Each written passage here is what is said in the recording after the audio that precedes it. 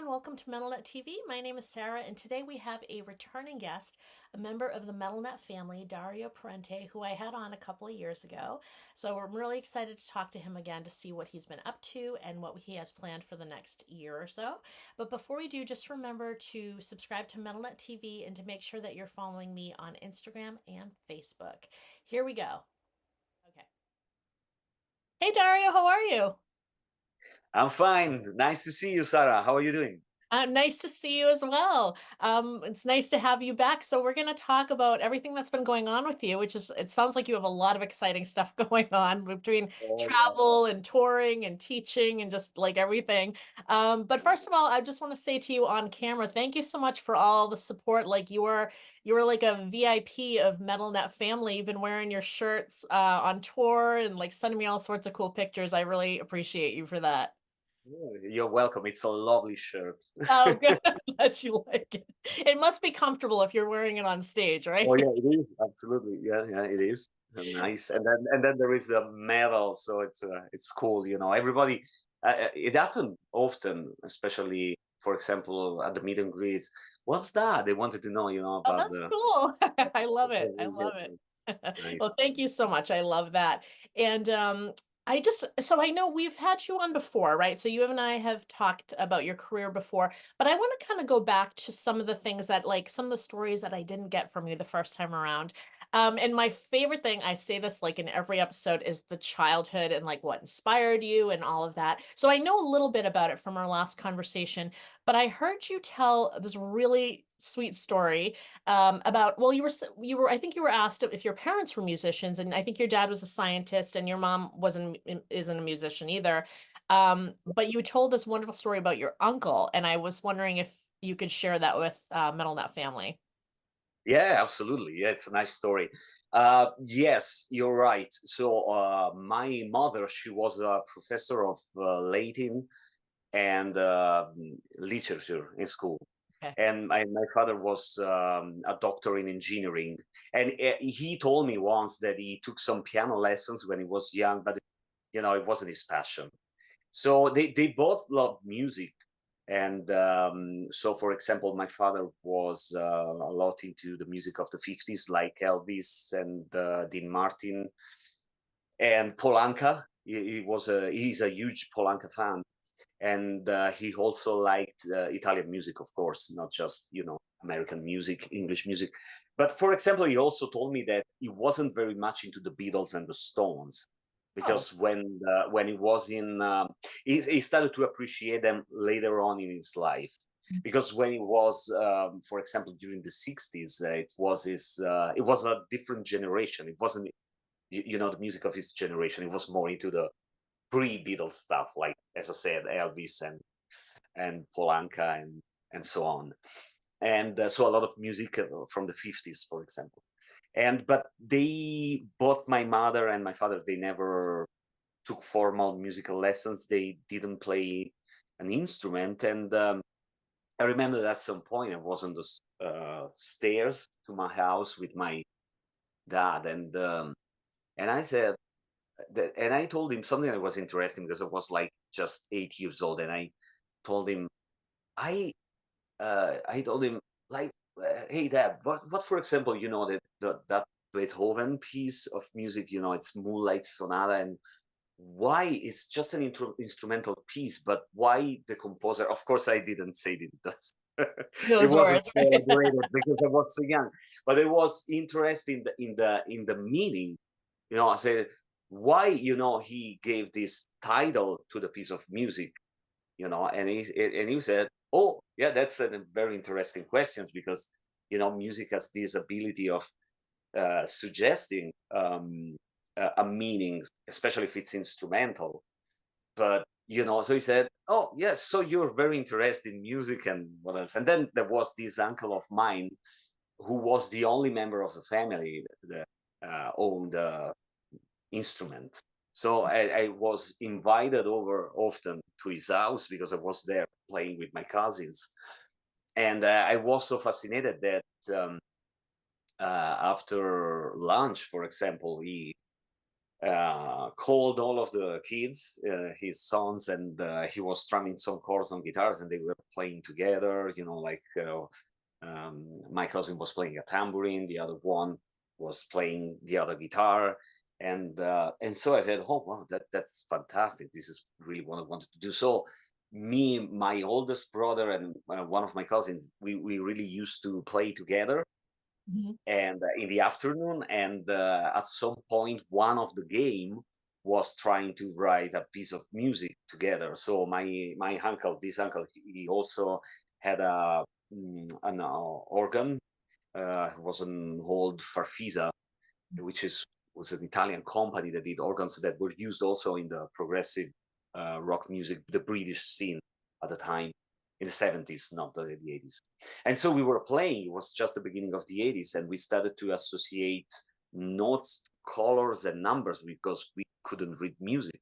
Like, right. But then after a couple of days, the game was over, and my oldest brother and my cousin, they wanted to move on and do something else.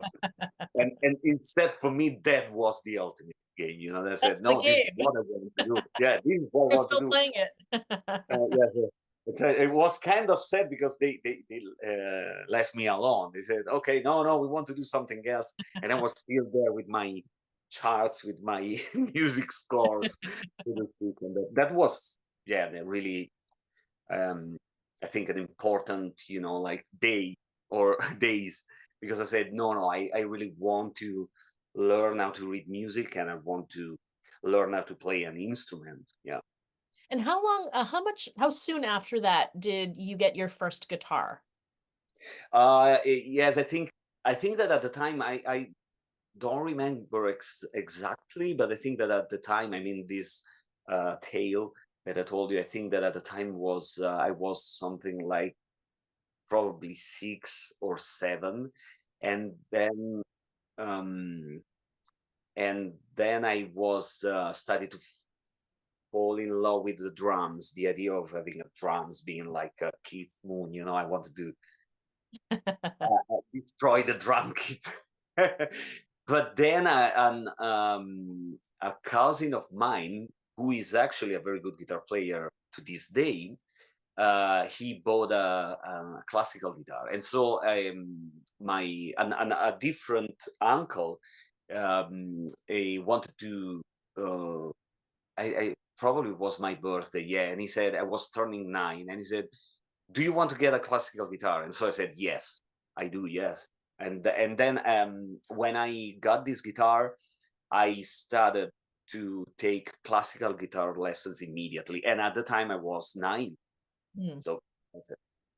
Yeah, you started very long. And then I know you started playing electric, I think not that long after, right? Was it just Yeah, soon after that. Yes, you soon remember after well. that? Yeah, Yeah, after because at the same time, I was 9, but I started to fall in love also with heavy rock music, right.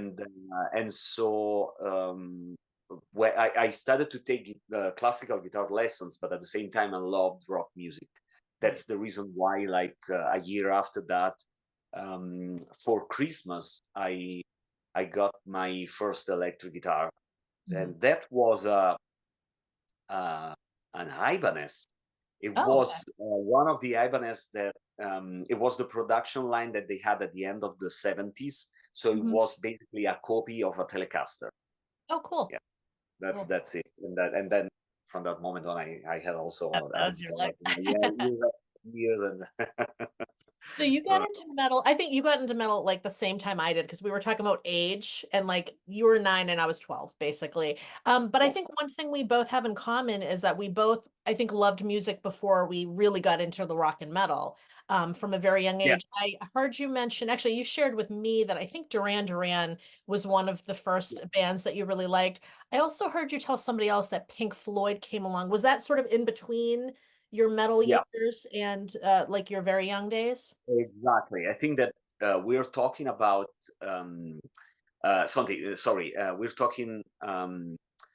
I think it was like 1985, more or less.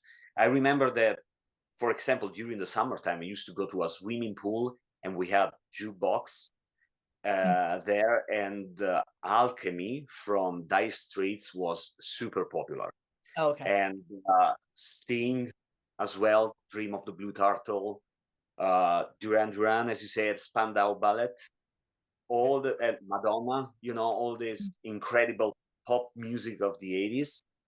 And then, yes, the first step, I mean, towards rock music was, as I mentioned, Dire Straits and then Pink Floyd, Mhm. because both bands were very popular in Italy at the time.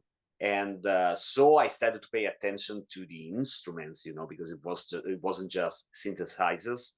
So we started to pay attention to details: guitar, bass guitar, drums, and so on. And then a cousin of mine passed me some metal tapes. So I remember that probably the first metal thing that I heard was Wasted Years from Iron Maiden and Killers. And I fell in love with Killers because of the harmony, the Mhm. dual guitar thing. And I fell in love with that album. And then he also gave me Kill 'Em All by Metallica. And it was, for the time was, wait a minute, what's that? Because it was noise to my ears, at the time was so aggressive. And then he also he was the first guy who passed me a cassette of Mindcrime, but later Oh, on it was already like 80, 89 probably. And yes, he passed me that cassette, and he told me something that said, they're the Pink Floyd of heavy metal. This is what he said. Because of the conceptual thing.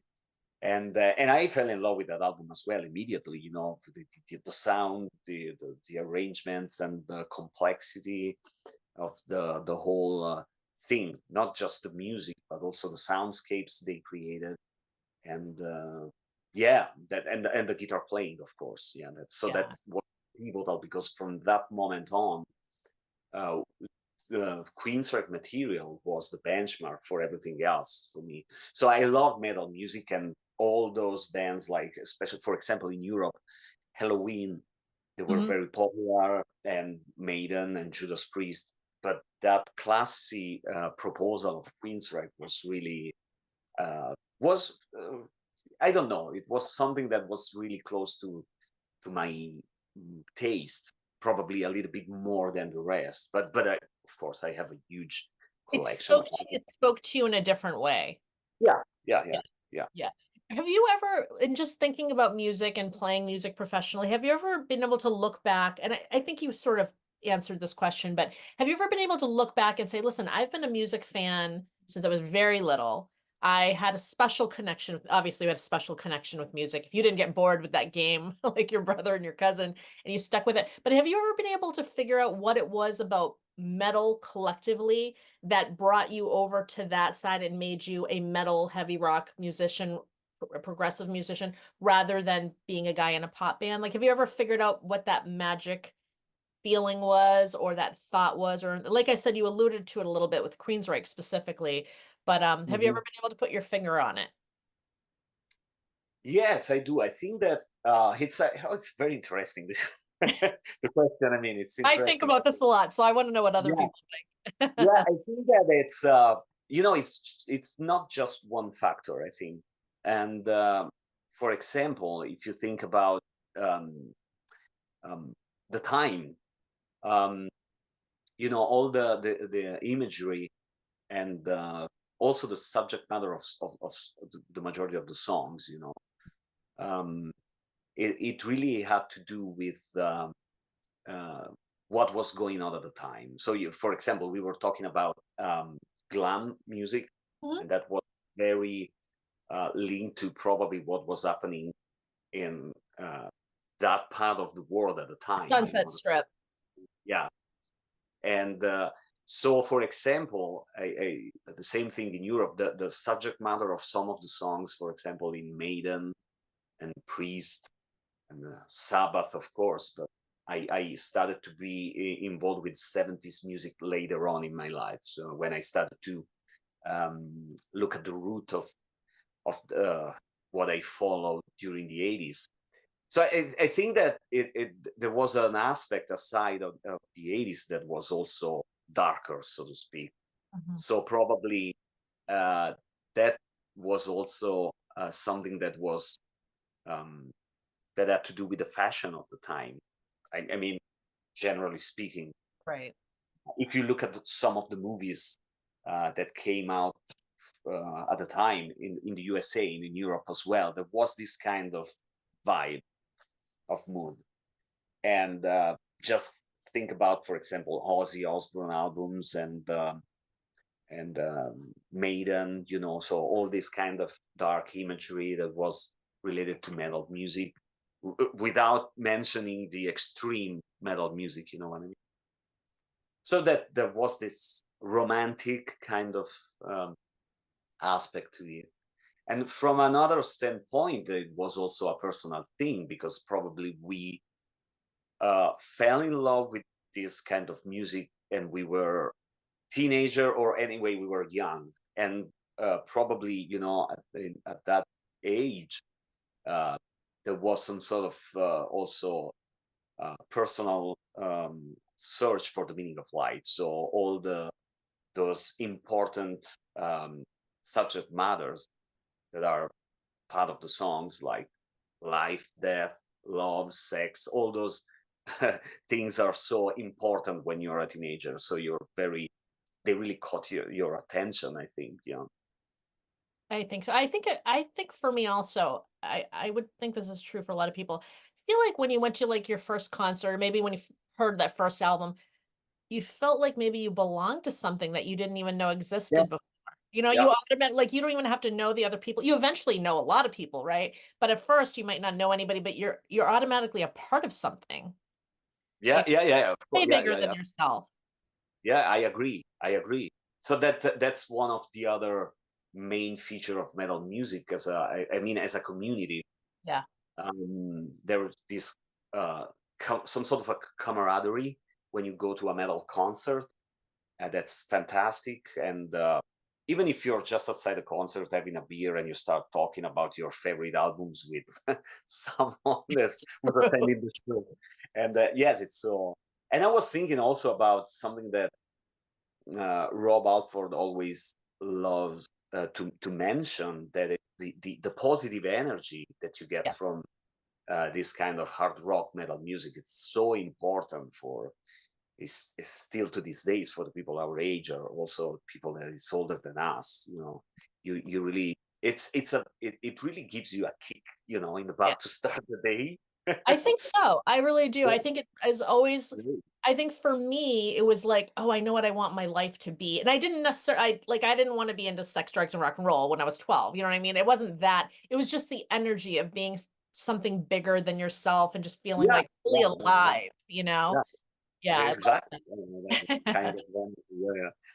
There's no, yes. So this is typical of rock music, of course, but metal um, as a subgenre of music, probably it's more linked to this, you know, I think side. so. Yeah. You know.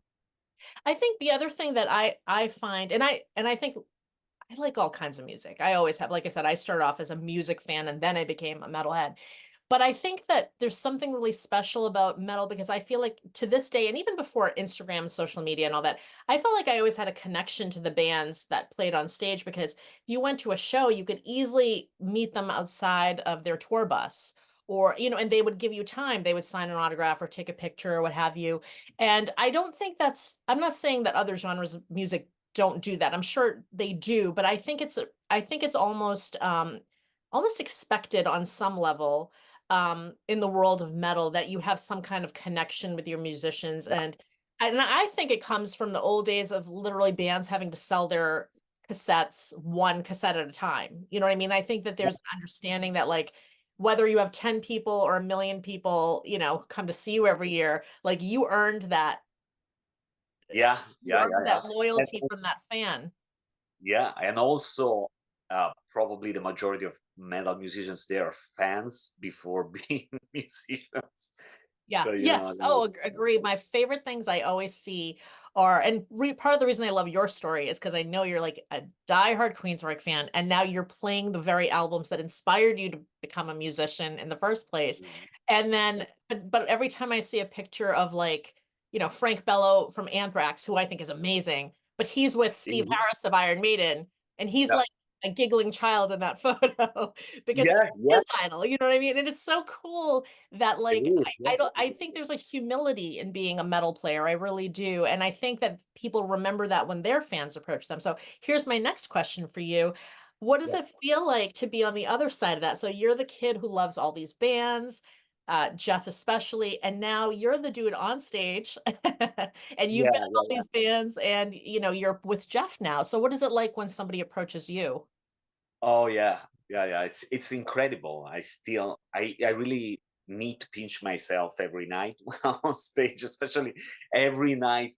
For example, during the big rock show, the opening song is the song Empire, and at the end of the song, I am always playing a small lead part that it's intertwined with Jeff's vocal line at the end of the song, and this is the first song in the set, so every night I'm just like face to face to the man himself. And of course now we're friends, we're close Right. friends, but every night I have to say, okay, this is unreal. Yes, I feel very lucky, of course, and blessed, and it's incredible also because uh, Jeff is a wonderful human being, is a wonderful person. So it's unbelievable that I was a fan, and he's been so influential to me. For example, especially during the '90s albums like Promised Land and Here in the Now Frontiers, the lyrics to the albums that I mentioned, they really shaped my personality. They've Mm. been very important to me because at the time I was a teenager, so it was really an important book for me. And now we're friends, and so I get to know his family and personal stuff, so it's crazy. And I still, I feel blessed and lucky, and it's just unbelievable. Sometimes I phone my daughters and they say, oh, we're so happy for you, because it's they have a similar career. One of them especially, she's into acting, and she's successful in Italy. She did a series for Netflix, and she's doing great. So sometimes she's on the red carpet somewhere in Italy, and I Congratulations call her to and say, her. That's "Ah, amazing. yeah, it is, it is." And Yeah. so I called her, and was in Las Vegas. I called her and I said, "Oh, it's incredible." She said, "Oh, I'm so happy for you that you're doing this tour in the States. It must be unbelievable," and it is. And so it's yes, I feel lucky, I feel blessed. I try to do my best every night, and it's a huge opportunity, because I know that there's a reason for this, because I really paid attention to all the details of Jeff's music when I was younger. So um it's I really love his music, and I try to respect that every night on stage, but not just on stage, every different side of the job that we do. I Mm, keep this in mind. I always want to do the best, try to do the best, mm, or just because I love Jeff's art, you know. And but at the same time, I'm so lucky because I'm come from a part of the world that it's so far away from the capital of music business. So it's unbelievable that now I'm on stage with him. So that's right. so I'm very Love that. I love it. grateful I for this. imagine that, and you kind of said this, but I imagine like, you're playing and everything's great. And then do you ever have that moment like in the middle of a show where you turn around and then you're like, wait, I forgot I was on stage with my idol? Like, where you, because I imagine that Yeah, could happen. yeah, Like, yeah. you're Yes, friends I with him say, now. You're friends with him yeah. now. So it's, I don't want to say it's not a big deal. Obviously, you just said it was, but I just imagine that you're probably so into what you're doing that maybe sometimes you turn around and you forget that that's your life now. Yeah, you do sometimes. So I remember that, especially at the beginning, when we started playing with Jeff, and when I started playing with him, I was um, I don't remember if it was the first tour that I did in Europe with him, probably. And we were on stage, and every time he was like close to me, approaching me, and I turned around, see his face while playing. It was like, I try to really stay focused on the You like guitar. control yourself. Yeah, yeah. But yes, still to this day, yeah, it's as I said before, it's incredible. Of course, we played uh, lots and lots of shows, but um, yes, as I said, that frightful thing at the beginning that was a little bit scary of being on stage with him, because you felt the responsibility of the. Now it turned more into the respect and trying to give the best every night, because you really love the man, and you really love his music, the way he writes music and lyrics. So you really want to do 100% every night. Yeah, that's Yeah. it. So, speaking of touring with him in Europe, the last time you and I spoke, you were part of his European band. So you would tour with him when he was in Europe. And then you were in your former band, Headless, and you were teaching. Now, obviously, and I don't know if we've even stated this to the audience, but like you're with Geoff full time, you're with him in the States, you're with him in Europe, you're with him pretty much wherever he goes, Yeah. which is really exciting. Do you miss being like in a band, or do you still songwrite? Like, do you still have kind of like your own side gig, or do you even have time for that? Like, do you even have time for? No, yeah, no, I don't have time for that. So because Jeff is very he tours a lot, but we also do um, different things, different projects.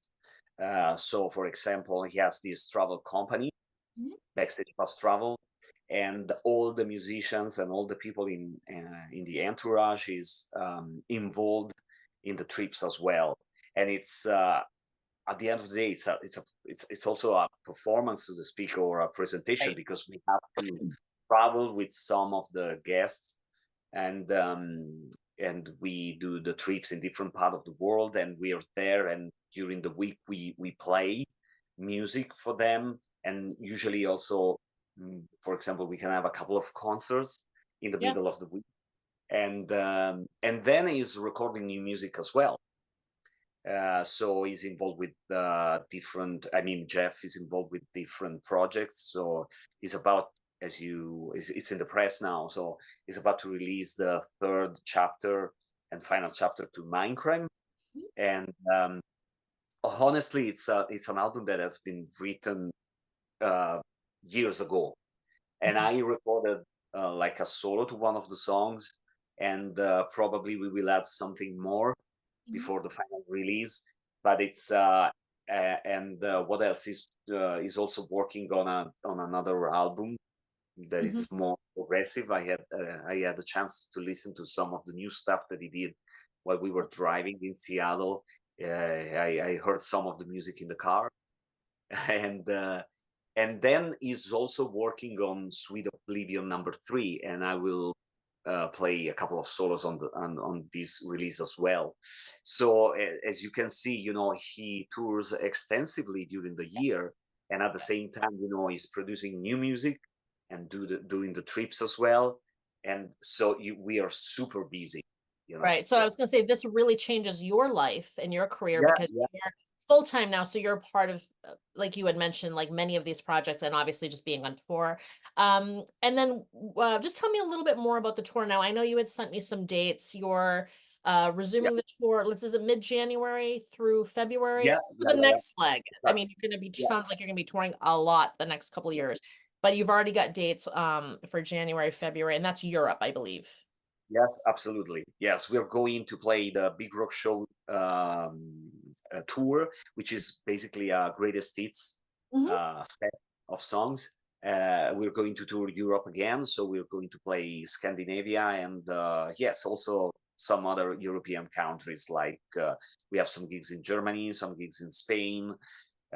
We also have some Estonia, and then probably some gigs in Germany, but it's a lot of, yeah, I mean, it's two I saw months. the date. It's Yeah, crazy. a lot of days. and it's as I said before, it's the big rock show. So Mhm. it's he did a selection of songs and based on the videos, so Mhm. Queensryche videos. So it's not singles, super hits. It's uh, the majority of the songs that were videos Okay. for promo videos and MTV videos and stuff like that, and also some jams and some surprises songs and then in the second half of March and April, we're going to tour Mindcrime in the States. So it's gonna be massive because Mhm. it's gonna be the last time Geoff performs Mindcrime in its entirety. Yeah. So there will be Mindcrime, the original album from 1988, Mhm. plus a small selection of Mindcrime 2, Yeah. and some new songs of the last chapter. Yeah. Wow, that's insane. Okay, so you had mentioned something. Now I had a couple of the guys who were in the band before talk about backstage pass travel. So I want to talk a little bit more about that because as you mentioned, like when you're not touring, you're traveling more with Geoff and you're playing music and that. So paint a picture for me because I love travel and I do have a Yeah. fantasy. I need to visit Italy. That's like at the very, very top of my Oh list. So yeah, yeah. I happen to know that they're going to Italy at least 4 times in 2025. I saw 4 Exactly. Tuscany Yeah, tours. So what I know is, there's a bunch of countries, and in fact, I think Florida's, you either just did it or you're about to do it. Florida is on yeah, there. A lot of European countries. I know you wanted to talk about Germany because that's a little bit special. There's a yeah, little special happening there, but give me the overview of the trip and what we can expect. yeah, yeah. This is a very original idea, and I heard other rock stars, other musicians talk about it and said, "Wow, this is it's fantastic." Because Jeff and his wife, they traveled a lot, of course, by touring. They started collecting stuff from different parts of the world, of course.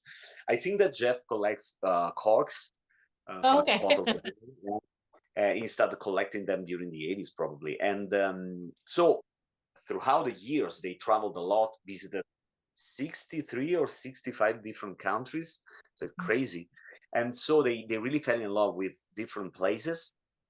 And so I think that the idea came about because um, Susan, Jeff's wife, invited some friends to some place, and they were having dinner. They brought these people to special places, and that of course visited before.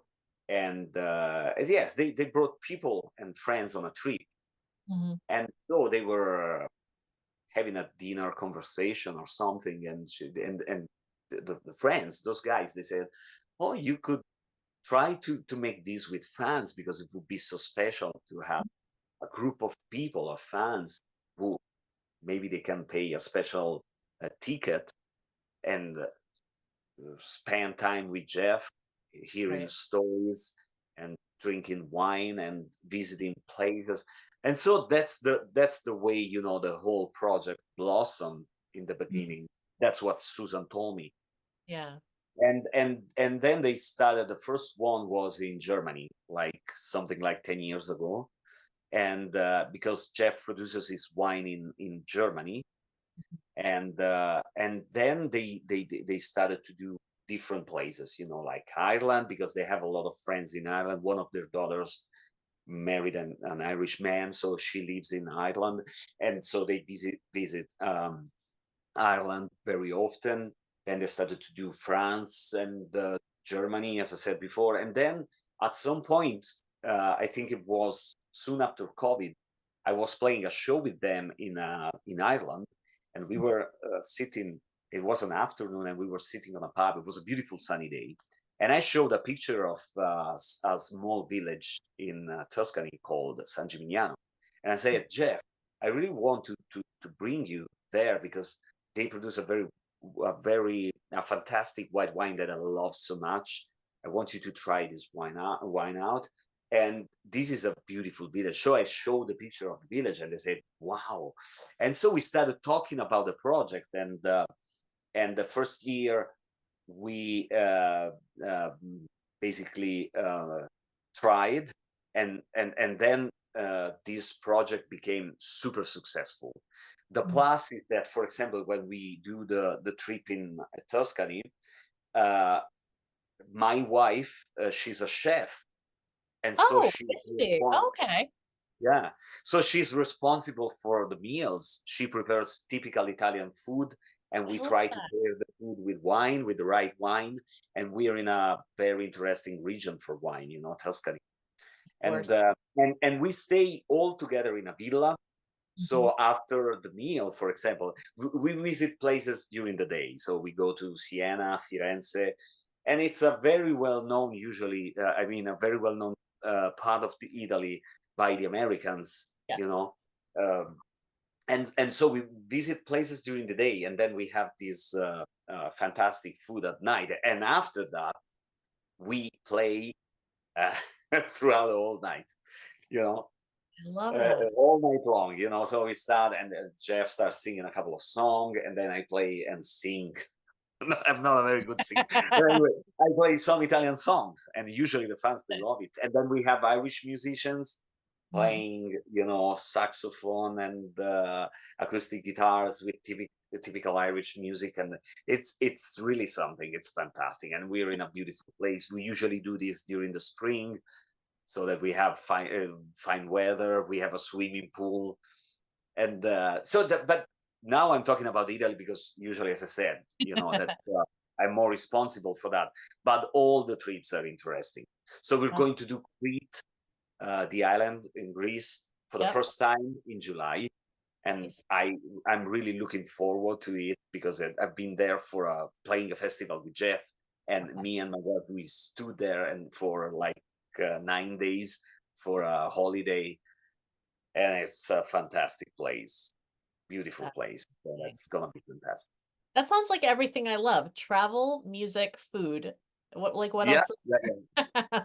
It's like everything. I When didn't you realize want, that your when wife you was want. the chef because I did see authentic meal by a chef. I didn't realize that that was your wife. That's very cool.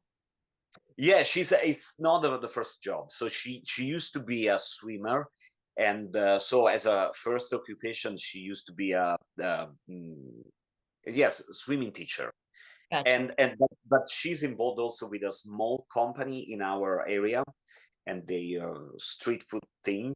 Some Oh, From time to time, I help them out during the summer if I have like free time. But I'm just the guy tapping beer and at the counter. I love that. I like cooking. It's a, I wouldn't say a hobby. It's something that I do, and I'm not bad. I can play. I can like, for example, prepare 4 to 5 pastas. Uh, Okay. but it's something that I would like to, for sure, I'd like to get better and better in Better the at it. future. Yeah. That's Yes, but the other guitar player in the band, Amaury Altmaier, who is a fantastic guitar player, is also a very good chef. I mean, for he's a French guy, and for him, it's a hobby. We can say that it's a hobby okay. Like for him. he's really into it. He's Yeah, really, he's a lot into it, and yeah. it's very good. We did a trip in France last year, and it was amazing. We were in a beautiful place, a castle, and one night he said, "Okay, I'll prepare food for the band and all of the guests." And so I was there with some other Irish musicians, and I said, "Oh wow, that's a challenge. It's not easy to prepare food for 30 people." No, it's And not. he was amazing. I really, couldn't believe what he did. It's so good. It's amazing. And then I definitely want to be on one of these trips one of these days. Is it mostly fans? Is it mostly Queensryche and Jeff fans, or do you find that there's some just travel folks that just want to have a great experience that come in as well? Yeah, yeah. So I mean, the majority of them, they're super fans. Right. So, but sometimes, they like, for example, they brought along a friend of them who's Mhm. not very much into metal music, and then they start to enjoy, and they call other friends. And I forgot to mention that we also have some other some I mean, in between the guests and the musicians and the entourage, sometimes we have special guests, like for example John Moyer from Disturbed. He will be he's involved in the Florida thing. He's Oh, been cool. involved last summer. He's been involved in the trip that we did in Montana, and so he played bass with us and strummed chords on the acoustic, sang on a couple of songs. A fantastic guy. And we also had Joey Belladonna from Anthrax in the past, Nice, because he's friend nice. with Jeff, like John. And so from time to time, we also have, other rock stars Yeah. joining us. Yeah. Well, that's really cool. So we'll share everything below for obviously for you and Jeff, and as well as the travel stuff. And then you also shared that when you guys go to Germany, because Jeff's wine is produced there, that there's Yeah, like a wine tasting in addition to all of the other yeah, festivities. yeah, yeah, absolutely. Usually we do the trip in, yes, the trip in Germany is different from another standpoint, because, we stay basically at the winery. And Okay. so we visit the vineyard, we play guitars, in the vineyard, basically. Wow. And we have different wine tasting, and the Friedhelm, who is the guy, the owner of the winery, he can give us, a really in-depth explanation of what happens there. It's an organic wine, Hmm. and it's a very special area which is close, that's close to the French border. So it's a good place for some grapes, especially for some specific grapes. But Jeff did the blend along with this guy, and also selected uh, the grapes that he really liked. So Mm. when he started producing his wine at the beginning, like I think it was still in Queensryche, yes, and it was like around 2006, 2007 probably. He started to do the Insania wine in the Napa Valley. Okay, so it was local when he began, or more local to Yeah, him, rather. and I never had the opportunity to taste the Insania wine, the original one. I mean, the one Mhm. that was done in the States. But a lot of people, I was talking to Angel, I think, Jeff's daughter, and she told me that the new one, the one that he produces in Germany, is uh, better. She likes more the new one.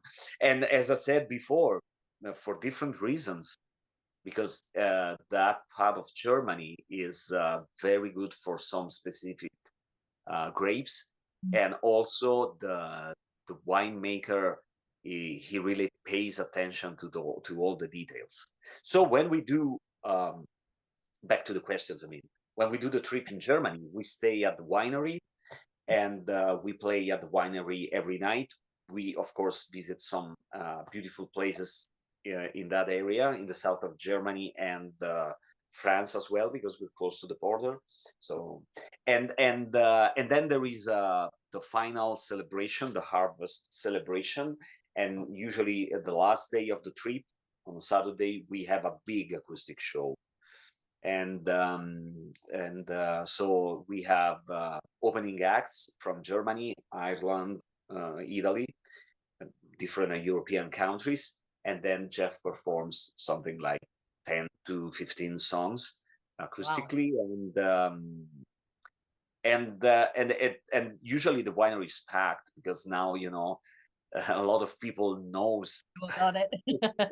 heard about it, and also sometimes we also have guests, and for example Felix Bonke, the drummer from Avantasia, and also the other guys from Avantasia, they showed up. Avantasia is this power metal project that is very super popular in Europe Mm. and Japan as well.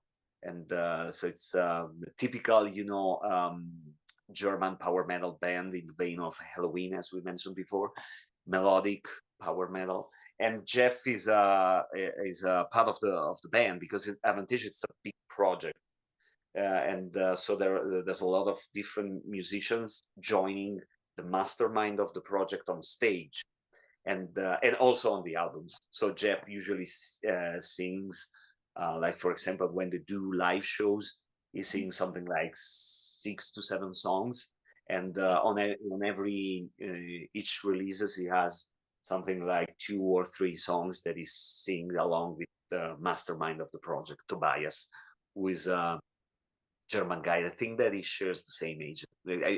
He's my age. He's Oh, cool. 46, I don't know, something. Yeah, but they're very popular in Europe. And Jeff is part of the whole project. They're about to release a new album now. Oh, cool. So you guys, between the two of you, you are probably don't have a minute to breathe. You're very busy, very busy. So there's one other Yeah, part of your life that we haven't talked about yet. And I would just, based on what I know about you, I would imagine it's something that's important to you, and that's teaching. And you've been yeah. doing it for quite a few years now. And do you have time to teach at the moment, where you're traveling so much between the touring and travel? Yes, I still do. There is a link in Geoff Tate's website. Of course, you have to go to my personal page on Jeff's website, and you can book a lesson. But it's something that I love doing it because I've always did in my life, and love teaching. I love transcribing music, and so it's something that I really enjoy doing it. But at the end of the day, I don't have much time. So of course, it's something that I do when I go back home, and after, for example, I have a week, and it's just like downtime for me. I'm Right. and I spend time with my family, and don't do anything else. But after I recharge the batteries, I'm able to do some lessons. Okay. So are So, they so more I one-off do. lessons right now? Like they grab you for an hour maybe or something like Yeah, that, as opposed exactly, to seeing you exactly. every week? Yeah. Yes, but it's still something that, for example, I can't do it if I'm on the road, because it would be a little bit too much, because when you play live every night, you also need time, for yourself, and sometimes you also need to warm up. So you wake up, sound check, then you have meals, changing clothes, shower, whatever, and then you have to prepare yourself for show. So, for example, if I like to run over something, some details of the songs just for muscle memory, and then I start to warm up, you know, and for example, both activities require you like you know 1 hour, 1 hour and a half, 2 hours, you don't have time to do lessons. Yeah. You know, that's it. So do you find with your lessons where they're more one-off lessons here and there, do you find it's more newer students or just somebody that wants a brush up, or is it your existing students that saw you regularly that try to catch you? No, they're fans of Jeff Tate usually nowadays. I mean, not before Yeah. that, but because I was in a school, I was in a local school, so it was different. Also, the program, the approach, the philosophy behind it is the same. Okay. But before being a permanent member of Jeff's band, I had my school in my town, so it Right. was a daily kind of thing. Now it's more for Jeff's fans, and but it's divided into 3 different mm, categories. Mhm. So I have beginners, and then I have people who wants, for example, to refresh a little bit of the theory and also the technical skills.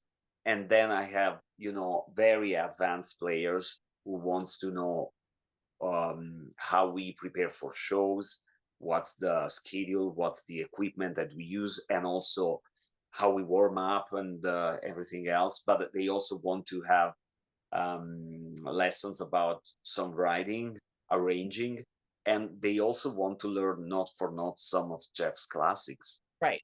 So yes, it's very dependable. So I They're do, very yeah, specific, like what they're coming to you for in that group. yeah, and but I have different levels, of students. I mean, yeah, That's good. So they can find that on your page within Jeff Tate's site, which I'll link below as well. So they can find you absolutely, so that when you actually have a minute, you yeah, can exactly, take a lesson. exactly. Sounds good. Well, like I said, I'm gonna link everything below, and then we'll be sharing some stuff on MetalNet as we always do on both Facebook and Instagram. But I just want to thank you yet again for joining me here, and really excited for you. I just love, like, I love your story. I love that you're so passionate, and that like you basically got your 9-year-old kid dream, and you're living it. Yeah, Amazing. yeah. Thank you so much. Thank you. I hope you enjoyed my conversation with Dario. Make sure you like this video, leave a really nice comment for us, and also just make sure that you're subscribed to MetalNet TV and following me on Instagram and Facebook. There will be more videos coming soon. Take care.